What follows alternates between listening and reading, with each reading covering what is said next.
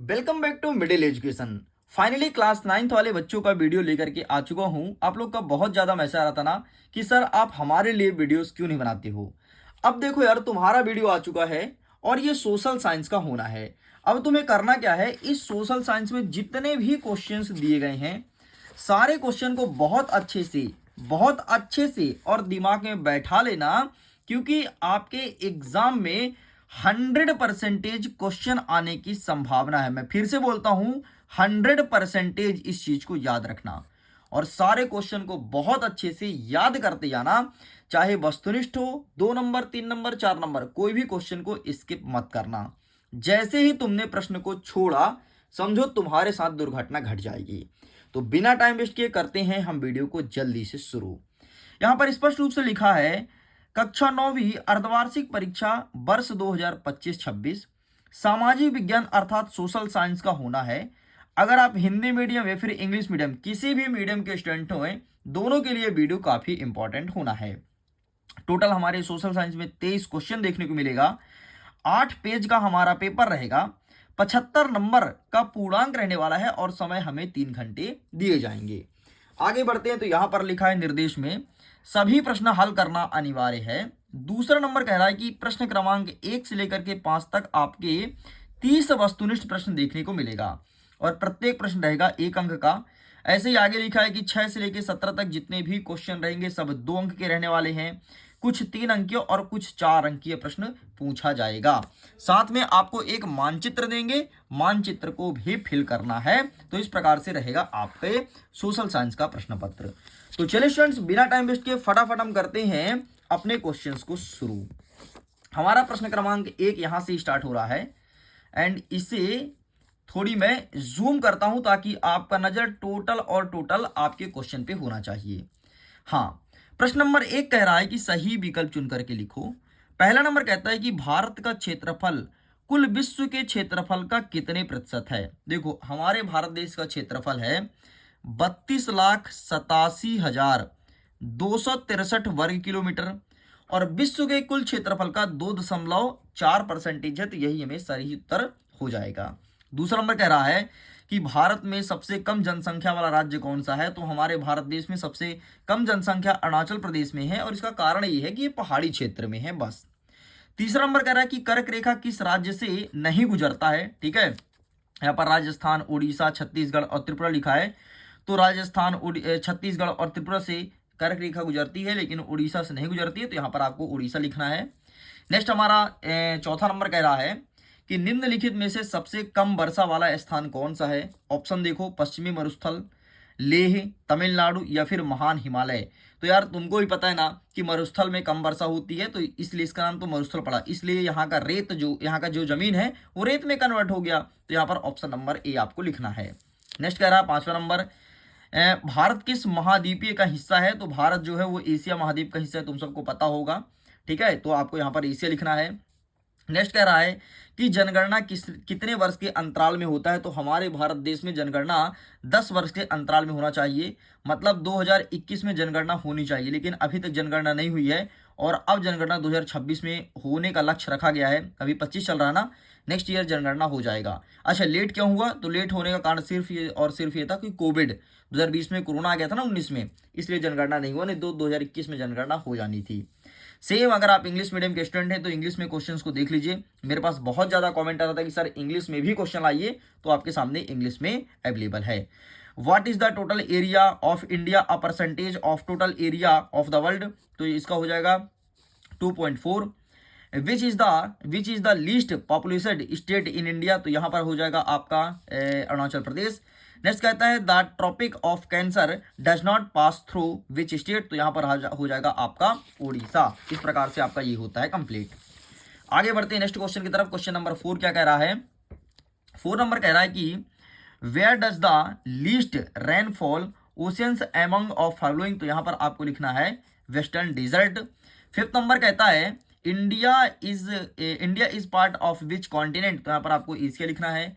And next कहता है the census is conducted at an interval of how many years. तो यहाँ पर आपको 10 ईयर्स लिखना है। इस प्रकार से कंप्लीट होता है। आइए अब हम देखते हैं प्रश्न क्रमांक 2 की तरफ। दूसरा नंबर कह रहा है रिक्त स्थान की पूर्ति करो। इसमें पहला नंबर कहता है कि ग्रीष्म ऋतु में चलने वाली हवा को क्या कहते हैं, तो जो ग्रीष्म ऋतु में हवा चलती है उसे कहते हैं लू, तो यहाँ पर आपको लू लिख देना है। नेक्स्ट कहता है चुनाव का मतलब राजनैतिक डैश डैश डैश है, तो क्या है, राजनैतिक प्रतियोगिता है। यहाँ पर थोड़ी प्रिंट मिस्टेक है, राजनैतिक यहाँ पर ता होना चाहिए, ठीक है, तो यहाँ पर लिखना है प्रतियोगिता है, ठीक, राजनैतिक प्रतियोगिता है चुनाव और कुछ और नहीं है। नेक्स्ट कहता है कि फ्रांसीसी क्रांति को जन्म देने वाले प्रमुख फ्रांसीसी दार्शनिक कौन है, तो यहाँ पर आपको लिखना है रूसो। कौन है, रूसो। नेक्स्ट क्वेश्चन कहता है कि चौथा number Bharat dash dash dash उत्तरी गोलार्ध में स्थित है, तो भारत, एक सेकंड भाई, भारत डैश डैश डैश उत्तरी गोलार्ध में स्थित है। ये क्वेश्चन में कुछ ना कुछ गड़बड़ी लग रहा है। भारत उत्तरी गोलार्ध में स्थित है, ये तो ठीक है, लेकिन भारत उत्तर भाग, उत्तरी, हाँ भारत का उत्तर भाग, यहाँ पर उत्तर भाग लिखो, सॉरी यार, उत्तर भाग, ठीक है, भारत का उत्तर भाग उत्तरी गोलार्ध में स्थित है। वैसे दक्षिण भाग भी है, तो ये क्वेश्चन में कुछ ना कुछ मिस्टेक है, इसलिए अभी इसे छोड़ दो, ठीक है, इस क्वेश्चन में कुछ ना कुछ प्रिंट मिस्टेक है। नेक्स्ट हमें कहता है, अच्छा यहाँ पर पता है क्या होना चाहिए, यहाँ पर डैश नहीं होना चाहिए बल्कि डैश यहाँ पर होना चाहिए, ठीक, तो ये नहीं होकर यही आपको उत्तर होना चाहिए उत्तरी, ठीक, तो ये होना चाहिए सही क्वेश्चन। यहाँ पर प्रिंट मिस्टेक है, कोई बात नहीं, हमने आपको क्लियर करवा दिया। पांचवा नंबर कह रहा है कि संविधान में छुआछूत का किसी भी रूप में व्यवहार डैश डैश है, तो किसी भी रूप में व्यवहार अपराध कहलाता है, तो यहाँ पर आपको अपराध लिखना है।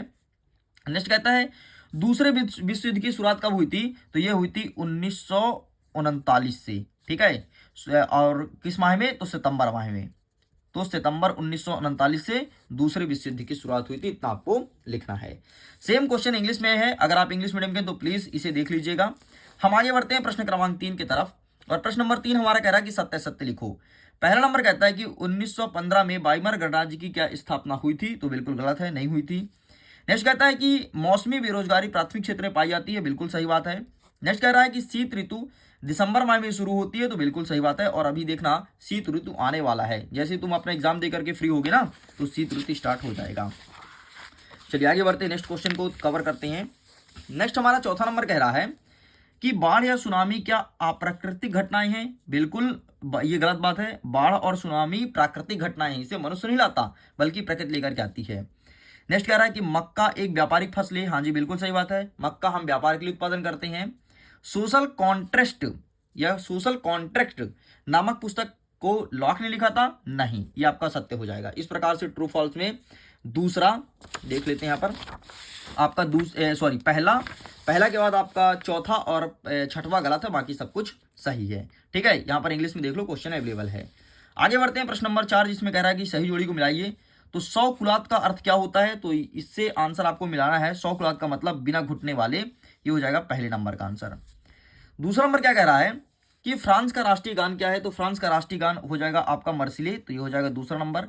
नेक्स्ट कहता है शहरी क्षेत्र में, तो शहरी क्षेत्र में क्या होता है, हमेशा शिक्षित बेरोजगारी पाई जाती है। शहरी क्षेत्र में लोग बाग ज्यादा पढ़े होते हैं, लेकिन उनको सही तरीके से उनके एजुकेशन के हिसाब से काम नहीं मिल पाता है। नेक्स्ट कहता है जैव प्रौद्योगिकी, तो इसका सही आंसर आपको क्या लिखना है, जैव प्रौद्योगिकी, तो इसका सही आंसर हो जाएगा आपका तृतीय क्षेत्र। नेक्स्ट क्या कहता है देश का सर्वोच्च कानून, तो आपका ये संविधान कहलाएगा। एंड नेक्स्ट आपका अंतिम बचा नीम, तो ये बनेगा जीवाणु प्रतिरोधक, तो इससे आपको मैच करना है। इस प्रकार से ये भी होता है कंप्लीट। सेम देख लो, इंग्लिश में क्वेश्चन अवेलेबल है अगर आप इंग्लिश मीडियम के हैं तो। आगे बढ़ते हैं, प्रश्न नंबर 5 कह रहा है कि एक शब्द एक वाक्य में उत्तर देना है। केरल में किस संसाधन के विकास पर अधिक ध्यान दिया गया, तो केरल में मानव संसाधन के विकास पर अधिक ध्यान दिया गया, तो यहां पर लिखना है आपको मानव संसाधन, है ना। केरल में ज्यादातर काम मनुष्य के लिए किया गया है कि मनुष्य का जिंदगी बेहतर हो सके, ठीक है, तो मानव संसाधन पर अत्यधिक कार्य किया गया, इसलिए केरल जो है हमारे मध्य प्रदेश से कहीं आगे है। आगे बढ़ते हैं, नेक्स्ट प्रश्न नंबर 2 कह रहा है कि भारत का क्षेत्रफल कितना है। अभी मैंने आपको बताया था कि 32,87,263 वर्ग किलोमीटर, पूरा लिखना पड़ेगा भाई, वर्ग किलोमीटर है भारत देश का क्षेत्रफल। नेक्स्ट कहता है अल्पकाल के लिए आने वाले पक्षी को क्या कहते हैं, तो इसे कहते हैं प्रवासी पक्षी। और एक प्रवासी पक्षी जो कि बहुत छोटी, इतनी छोटी है, उसका नाम है हिमिंग बर्ड, ठीक है, तो इसे कहते हैं प्रवासी पक्षी। नेक्स्ट क्या कहता है कि लोकतंत्र में शासकों का चुनाव कौन कराता है, तो जनता द्वारा होती है, ठीक है, जनता कराता है, शासक बनाते हैं जनता। जैसे मोदी जी प्रधानमंत्री हैं, तो उनको प्रधानमंत्री किसने बनाया, हमने और आपने बनाया है, ठीक है। युंग फोक क्या था, तो ये है 14 वर्ष से कम आयु के बच्चे, ठीक है, 14 वर्ष से कम आयु के बच्चे को युंग फोक कहते हैं, यहां पर लिख लेना। नेक्स्ट कहता है 6वां नंबर की भारत में वन्यजीव सुरक्षा अधिनियम कब लागू किया गया, तो 1972 में भारतीय वन्यजीव सुरक्षा अधिनियम आया था, ठीक है। यहां पर इंग्लिश में देख लो, सब कुछ क्वेश्चन इंग्लिश में अवेलेबल है। चलिए आगे बढ़ते हैं, प्रश्न नंबर 6 देखते हैं। अच्छा, प्रश्न नंबर 6 की तरफ हम आगे बढ़े उसके पहले बता देते हैं, अगर आपको इसका पीडीएफ चाहिए तो पीडीएफ का लिंक दिया है वीडियो के डिस्क्रिप्शन बॉक्स में, जाकर के जल्दी से इसका पूरा का पूरा पीडीएफ है विथ सॉल्यूशन, ठीक है, विथ सॉल्यूशन जाकर के जल्दी से डाउनलोड कर लो, ठीक, पूरा पूरा पीडीएफ दिया गया है। आगे बढ़ते हैं, 6वां नंबर कहता है कि हिमालय क्षेत्र तथा प्रायद्वीप पठार मतलब दक्षिण भारत का पठार में अंतर बताना है, कि हिमालय क्षेत्र और दक्षिण भारत के पठार में क्या अंतर है। तो फटाफट इसका आंसर मैं दिखाऊंगा, स्क्रीनशॉट जल्दी जल्दी लेना, ठीक है। तो ये रहा तुम्हारे सामने अंतर, तो ये अंतर तुम्हें लिख करके चले जाना है, ठीक। तो टेक का स्क्रीनशॉट, बढ़िया इसका स्क्रीनशॉट ले लो और यही आपको अच्छे से लिखना है, ठीक है। चलिए आगे बढ़ते हैं, नेक्स्ट क्वेश्चन क्या कह रहा है, अथवा में कहता है कि पूर्वी घाट और पश्चिमी घाट में अंतर बताइए, write the difference between western Ghat and eastern Ghat and western Ghat, पूर्वी घाट और पश्चिमी घाट में अंतर। तो इसका भी अंतर देख लो, ये रहा तुम्हारे सामने, ठीक, ये रहा पूर्वी घाट और पश्चिमी घाट, टेका स्क्रीनशॉट। अच्छा, इंग्लिश मीडियम के स्टूडेंट्स प्लीज आप अपना आंसर फाइंड कर लीजिएगा, अब यहाँ पर मैं एक ही दिखा पाऊंगा, नहीं तो वीडियो बहुत ज्यादा लॉन्ग हो जाएगा। नेक्स्ट हमारा 7वां नंबर कह रहा है कि उत्तर भारत की नदी व दक्षिण भारत की नदी मतलब प्रायद्वीप भारत की नदी में तुलना करना है या फिर अंतर बताना है, ठीक है, डिफरेंस या फिर कंपेयर करना है, difference between the river of northern India and southern India, ठीक, ये प्रश्न पूछा गया। तो आइए फटाक से इसका भी आंसर देख लेते हैं। तो इसका आंसर ये रहा है आपके सामने, ये उत्तर भारत की नदी और दक्षिण भारत की नदी में अंतर, स्क्रीनशॉट ले लो। आगे बढ़ते हैं, नेक्स्ट आपके अथवा में कह रहा है कि नदी प्रदूषण क्या है, what is the river pollution, इसे रोकने को उपाय बताओ, write the measure of prevent it, इसे हम कैसे रोक सकते हैं नदी के प्रदूषण को, ये प्रश्न पूछा गया है। तो ये रहा इसका आंसर, नदी प्रदूषण क्या है, इसे रोकने के उपाय, ठीक है, इसका भी फोटो क्लिक कर लो एंड ये रहा, ओके। चलिए आगे बढ़ते हैं, नेक्स्ट हमारा क्या कह रहा है, नेक्स्ट हमारा 8वां नंबर कह रहा है कि भारत की जलवायु को प्रभावित करने वाले कारक कौन कौन से हैं, what are the factors that influence the climate of India, ठीक है, भारत की जलवायु को प्रभावित करने वाले कारक। तो ये रहा तुम्हारे सामने कारक, इस कारक का भी फोटो ले लो, भारत की मानसून को प्रभावित करने वाले कारक देखो, अक्षांश ये लिखा है ना, अक्षांश, ऊंचाई, दाब, ऊंचाई, वायु दाब, पवन, ठीक है, और ये धरातलीय पवन है, पूरा पूरा तुम्हें लिख के चले आना है। आगे बढ़ते हैं, नेक्स्ट क्या कह रहा है अथवा में कि तमिलनाडु तट पर शीत ऋतु में वर्षा होती है क्यों, ठीक है, आखिरकार तमिलनाडु में शीत ऋतु में वर्षा क्यों होती है, अभी शीत ऋतु आने वाला है और देख रहे हो कि आजकल बारिश हो रही है, तो बारिश होने का रीजन ये है कि लौटता हुआ मानसून से बारिश हो रहा है और यही जो बारिश है ना तमिलनाडु पर सबसे अधिक वर्षा करती है, तो ये इसका आंसर लिखा गया है, ठीक है। तो आप इसका भी स्क्रीनशॉट ले लीजिए। चलो आगे बढ़ते हैं नेक्स्ट प्रश्न की तरफ एंड हमारा क्वेश्चन क्या कह रहा है, प्रश्न क्रमांक 9वां नंबर कह रहा है कि मैंग्रोव वन, जिसे ज्वारीय वन के नाम से जानते हैं, इसकी विशेषताएं बतानी है, ठीक है, ये लिखा ना, कैरेक्टरिज्म मैंग्रोव फॉरेस्ट्स। तो आइए देखते हैं इसका सही आंसर क्या हो जाएगा। तो मैंग्रोव वन की विशेषता ये रहा, ठीक है, मैंग्रोव वन की विशेषता, तो आप इसका भी फोटो क्लिक कर लो। देखो इसे ज्वारीय वन भी कहते हैं, ध्यान रखना, मैंग्रोव वन ज्वारीय वन दोनों सेम चीज है, ठीक। आगे बढ़ते हैं, नेक्स्ट क्वेश्चन क्या कह रहा है अथवा में कि वन संरक्षण क्यों आवश्यक है, why the forest conversation necessary, वह वन के लाभ बताना है, right the benefits of forests, है ना, जंगल से हमें कौन कौन से लाभ होते हैं। तो जंगल से हमें बहुत सारे लाभ हैं भाई, तो देख लो यहाँ पर वन संरक्षण क्यों आवश्यक है, ये प्रश्न पूछा गया है और जंगल से कौन कौन से लाभ हैं, तो इसका एक विनाश का कारण यहाँ पर लिखा है, लाभ मैं आपको दिखा देता हूँ, ये रहा तुम्हारे सामने लाभ, ठीक है। तो डायरेक्ट हमें लकड़ी मिलता है, औषधि मिलता है, जड़ी बूटियां मिलती हैं, यहाँ पर लिखा गया है, एक बार आप पढ़ लीजिएगा। आगे हमारा 10वां नंबर कहता है कि एक ही भूमि पर उत्पादन बढ़ाने के कौन कौन से तरीके हैं, what are the different method to increase production on the same land, ये प्रश्न पूछा है। तो आइए देख लेते हैं कि इसका सही आंसर क्या होगा। तो ये रहा है आपके सामने आंसर, जी आप इसका फोटो क्लिक कर लीजिए, ठीक। चलो आगे बढ़ते हैं, नेक्स्ट प्रश्न हमारे अथवा में कह रहा है हरित क्रांति क्या है, ठीक है, what is the green revolution, हरित क्रांति में रासायनिक उर्वरक का प्रयोग हानिकारक क्यों, why is the use of chemical fertilize harmful in it, ये चीज पूछा गया है। तो आइए देखते हैं कि इसका सही आंसर क्या होगा। तो ये यहां पर लिखा गया है हरित क्रांति, क्या प्रश्न पूछा है, हरित क्रांति क्या है, ठीक है, ग्रीन रिवोल्यूशन क्या है। तो ये लिखा गया भारत में हरित क्रांति पर टिप्पणी, लेकिन इसका आंसर मैं दिखा देता हूं, ये रहा हरित क्रांति, ठीक है, आंसर रहा। और क्या कह रहा है कि हरित क्रांति रासायनिक उर्वरक का प्रयोग हानिकारक क्यों, मतलब रासायनिक उर्वरक का प्रयोग ना हो इसके लिए मना क्यों किया जाता है। तो ये यहाँ पर लिखा है रासायनिक उर्वरक का प्रयोग हानिकारक क्यों, तो ये तुम्हें लिख करके चले आना है। ठीक, आगे बढ़ते हैं। नेक्स्ट प्रश्न क्या कह रहा है, प्रश्न क्रमांक 11 कि फ्रांस की क्रांति कब हुई और इसके 3 सिद्धांत बताना है।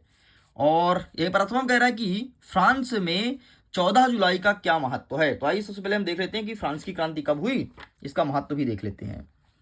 तो ये रहा है आपके सामने फ्रांस की क्रांति कब हुई, ये लिखा है फ्रांस की क्रांति का प्रारंभ कब हुई और इसके 2 प्रभाव, ये पूछा है ना। एक सेकंड मैं अच्छे से दिखा देता हूँ, ये रहा। ठीक, आप इसका स्क्रीनशॉट ले लो। फिर क्या कहता है कि 14 जुलाई का क्या महत्व है, ठीक है, फ्रांस की क्रांति में 14 जुलाई का क्या महत्व है, ये रहा तुम्हारे सामने, आप इसका भी फोटो क्लिक कर लो। आगे बढ़ते, प्रश्न नंबर 12 कह रहा है कि लोकतंत्र का क्या अर्थ है, स्पष्ट कीजिए। ठीक है, what is the meaning of democracy, explain.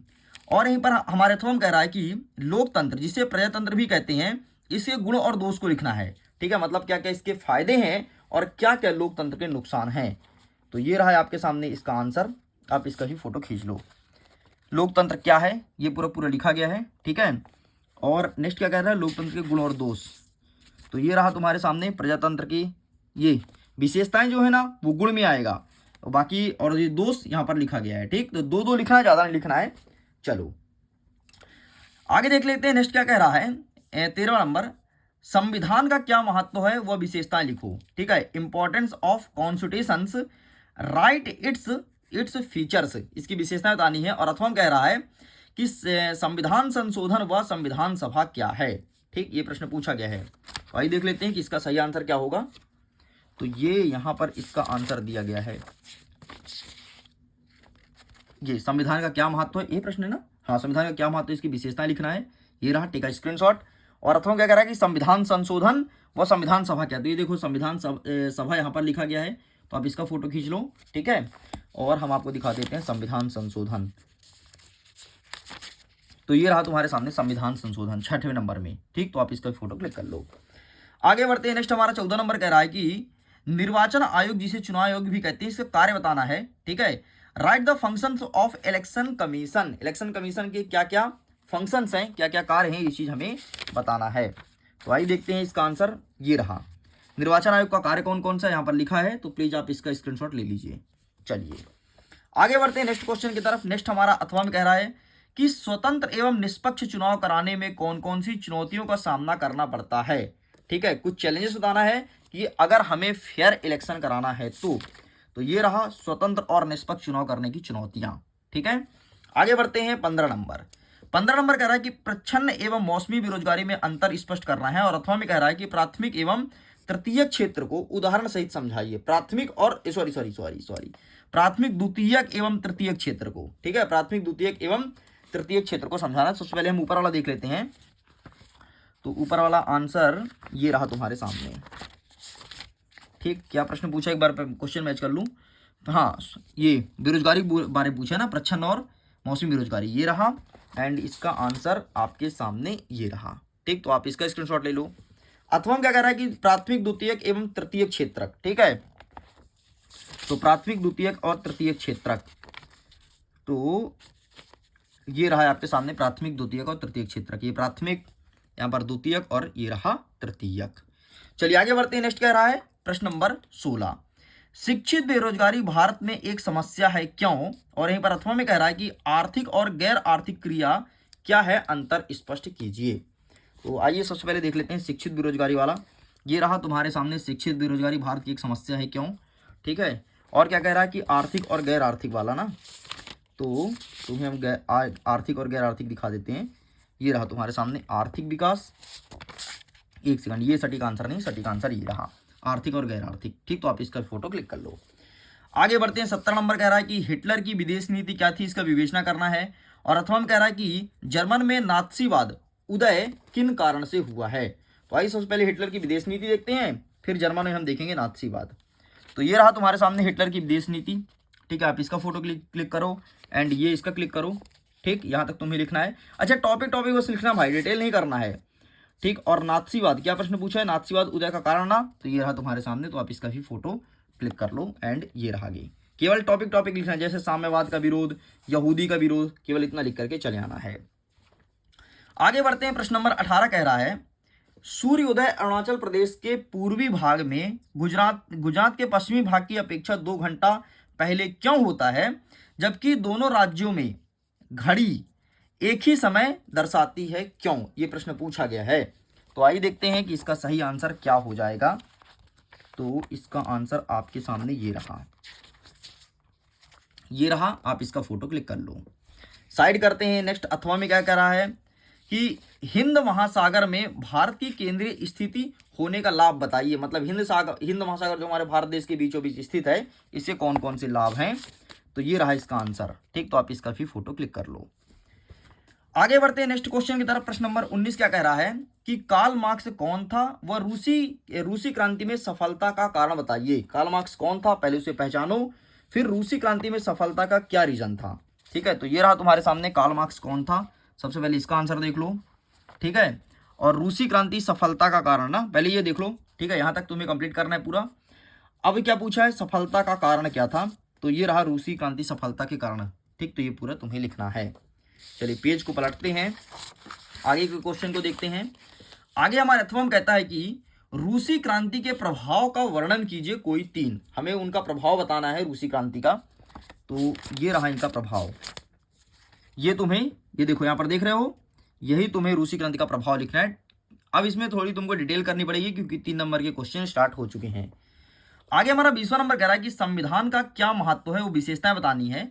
और अथवा में कह रहा है कि नेहरू ने क्यों कहा कि भारत का भविष्य सुस्ते और आराम करने का नहीं है। ठीक है, ये प्रश्न पूछा गया है। तो आइए सबसे पहले देख लेते हैं 20वें नंबर का उत्तर। तो ये रहा आपके सामने 20वें नंबर का उत्तर, ये रहा। ठीक, संविधान का क्या महत्व है, एक सेकंड क्वेश्चन है ही ना, हाँ महत्व और विशेषताएं पूछा है ना। तो ये रहा तुम्हारे सामने संविधान की प्रमुख विशेषताएं, ये देख लो। ठीक है, दोनों आंसर मिल गया एंड नेहरू वाला आंसर ये रहा तुम्हारे सामने, तो आप इसका फोटो क्लिक कर लो। आगे बढ़ते हैं। 21 नंबर कह रहा है कि भारत में निर्धनता मतलब गरीबी को दूर करने का क्या उपाय है। और अथवा में कहता है कि निर्धनता उन्मूलन के लिए सरकारी रणनीतियां कौन कौन सी, मतलब सरकार ने कौन कौन सा कार्यक्रम चलाया है भारत से गरीबी को दूर करने के लिए। तो आइए सबसे पहले देख लेते हैं निर्धनता का कारण क्या है। तो ये रहा आपके सामने आंसर। ठीक है, भारत में निर्धनता का कारण, ये पूरा आपको डिटेल भी करना होगा, लेकिन ज्यादा पॉइंट नहीं, केवल 3 पॉइंट तुम्हें लिखना है। ठीक है, तो ये हो गया, प्रश्न यही था ना। हाँ, और दूर करने को उपाय, तो देखो दूर करने को उपाय केवल 3 टॉपिक। ठीक है, ज्यादा नहीं, केवल 3 टॉपिक आपको याद करना है। एंड नेक्स्ट तुम्हारा सरकारी कार्यक्रम कौन कौन से, तो देखो सरकारी कार्यक्रम यहाँ पर लिखी गई है और ये रहा, तो ये तुम्हें लिख करके चले आना है। आगे कहते हैं हमारा 22वां नंबर क्या कह रहा है कि भारत के राष्ट्रपति को कौन कौन सी शक्तियां प्राप्त है। और अथवा में कहता है कि लोकसभा की शक्ति व सांसद के कार्य बताना है। तो आइए देखते हैं, सबसे पहले भारत के राष्ट्रपति को कौन कौन सी शक्तियां मिली हुई है। तो ये रहा राष्ट्रपति की शक्तियां, क्या लिखा है, प्रश्न क्रमांक 9, 10 और 11 को देखें। तो 9, 10, 11 ये देखो यहाँ से आंसर दिया गया है। ठीक है, लेकिन इतना नहीं लिखना है, डरना मत। 4 नंबर का प्रश्न है, अपने हिसाब से छांट के लिख देना, जो तुम्हें जितना छोटा कर सकते हो। तो एक काम करो ना, इसका 2 टॉपिक उठा लो, इसका 2 टॉपिक और इसका 2 टॉपिक, बस इस प्रकार से तुम्हारा हो जाएगा 6 पॉइंट और तुम लिख करके चले आना। ठीक है, नेक्स्ट क्या कह रहा है तुम्हारे सांसद का कार्य ना, तो ये देखो संसद के कार्य ये लिखा है। ठीक है, एंड ये रहा। ठीक, इसी में तुमसे राष्ट्रपति का कार्य भी पूछा है। तो राष्ट्रपति का कार्य क्या है, ये भी मैं दिखा देता हूं तुम्हें। ये देखो राष्ट्रपति, एक सेकंड, राष्ट्रपति का तो हो गया ना। लोकसभा की शक्तियां तो हो गया। ठीक है, चलो सांसद का कार्य तुम्हें लिख देना है, बस हो गया। एंड लोकसभा, राज्यसभा, लोकसभा की शक्तियां और राज्यसभा की शक्तियां, ये तुलना लिखा है, बाकी ये लिखा है शक्तियां लोकसभा का। ठीक है, तो आप इसका भी फोटो क्लिक कर लो। चलो, इस प्रकार से पेपर आएगा भाई, कठिन स्तर का इस बार पेपर, वैसे भी कठिन और आपको पता है होगा। ठीक है, एंड फाइनली पूरा मैंने कंप्लीट कर दिया। अंतिम में जो बचा है आपका मानचित्र, तो यहाँ पर अभी मेरे पास मानचित्र नहीं तो मैं भर के दिखा देता।